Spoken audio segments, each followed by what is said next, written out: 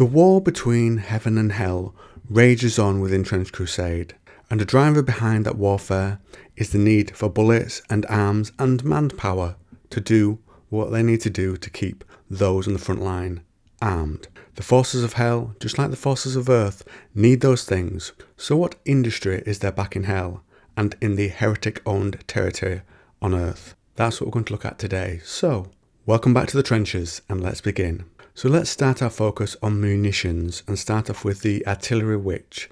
They are made in the third circle of hell, the death factories. Accounts speak of sprawling factories made of mutilated flesh and metal, the forges yielding endless munitions for the ongoing war. The bombs they pull out are an infinite amount, and they call these bombs to them from a gate of midnight blackness. These witches are noted as being artificial within the model details, and so it makes me wonder how something artificial can use the portal magic. And we talk about the two hell mouths, but these witches can create a small route to hell to grab these bombs. Those infinite bombs, we are told, are made in death factories, but time in hell can be less than A to B. It can go all over the place, being faster and slower. So what factor might that have in things? I can imagine levels of this infinite death factory filled with bombs and these witches' hands going through a portal to slowly eat away at those stocks as they're also built up. Maybe their artificial nature lets them be better able to know exactly where to reach through, so they don't pull through some poor wretched factory worker and chuck them at the approaching heavy artillery instead. And I think those portals are a type of technology, as the Serpent Assault gun has a portal to the swamps of the fifth circle of hell and the contained awful gas therein. That nicely brings me on to what feels like the workers in hell, the wretches, who seem to be the lowest band of worker. They're humans who get too close to the domains of hell and pay a price. Many volunteer to be heretic soldiers, otherwise their fate can be worked to death in the factories of these 66 lords, or sold to the court to go through the hell gate, which might indicate the factories are built within the Creator's dominion in the areas owned by the court of the seven-headed serpent. And lastly, they can also be butchered for meat, and I'll come back to that later in the video. Other low-level workers for hell will be yoke fiends. They play that role when they are not going to war. The law says, throughout the endless plains of hell, yoke fiends keep the great boiling cauldrons constantly lit, feeding the fires with the damned.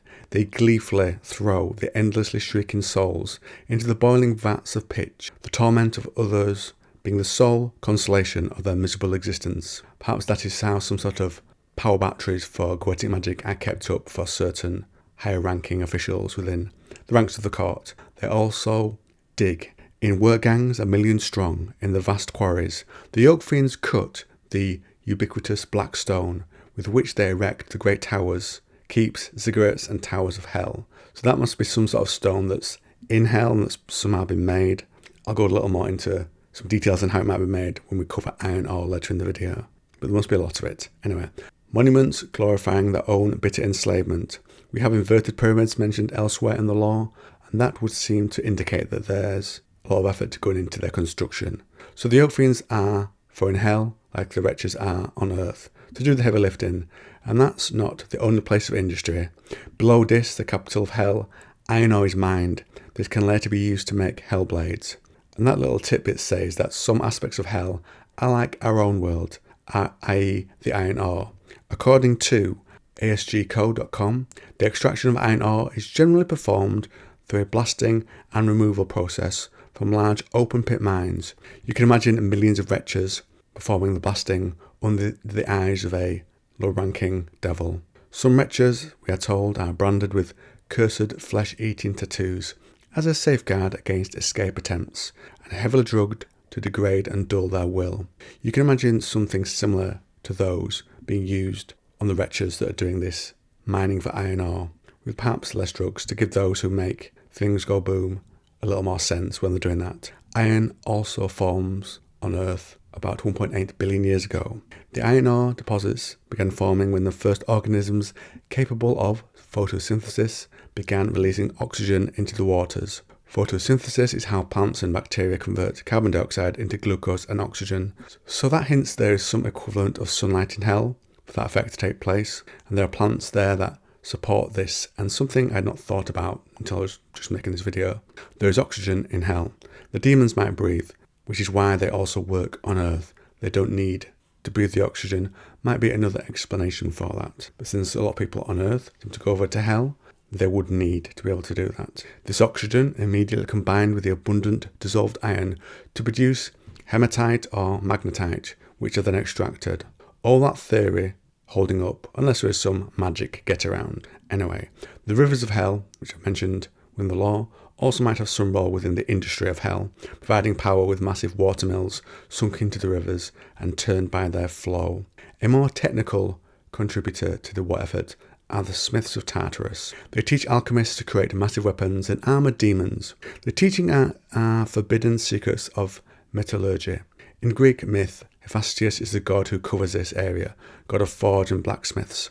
His workshops were on Mount Olympus, and he made a lot. According to the IO.com, these included Pandora of Pandora's box fame, an artificial human like an artillery witch or hag perhaps, or one he breathed life into.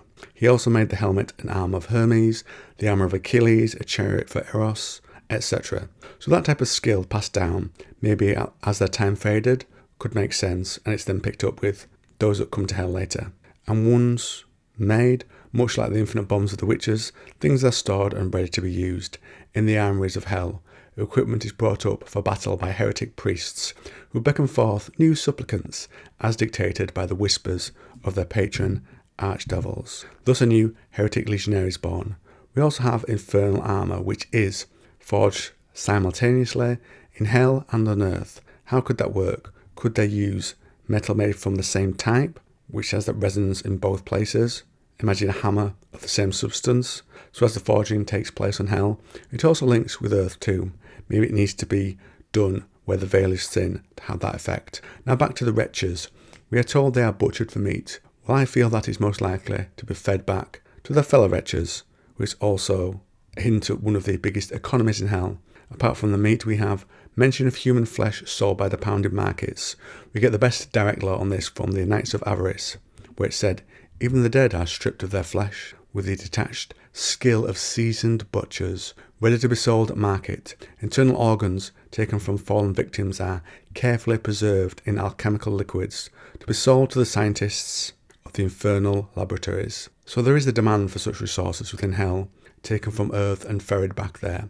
Perhaps some are resources that can't be easily gained within hell itself, such as human flesh. That would make sense, without murdering a lot of wretch death factory workers. So now I turn things over to you. What do you think to this speculation? How do you picture the industry of hell in order to keep up their war effort? Do you think they might bend time so they can make more and get an advantage? Make sure those artilleries are well stocked? How do you think the industry of Earth compares? Let me know in the comments. And if you like this video on Trench Crusade, you might also like this one. And if you want a bunch of videos on Trench Crusade, why not try the playlist on the channel? I also cover 40k, usually about one video a week at least. There are 2 playlists on the channel for that. One has everything, and one focuses on the dark age of technology, a specific interest of mine within the 40k lore. The other big subject I've covered in the past is Dune, and there's a playlist for that on the channel too. I will say as a warning, with the older stuff, I was using various different microphones, not as good as this one. Hell, this one isn't perfect either, but it's the best I can come up with at the moment.